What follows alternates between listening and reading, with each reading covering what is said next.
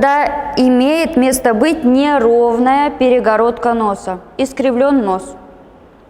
Или когда мы видим храп именно этого генеза, что я сейчас скажу. Итак, все дело в напряжении решетчатой кости. Все дело в ней и в перегородке.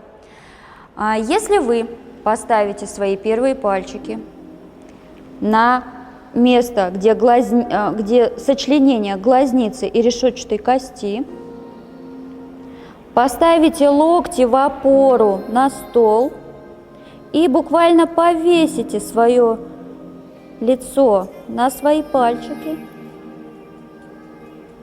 вы почувствуете напряжение. Это боль, напряжение.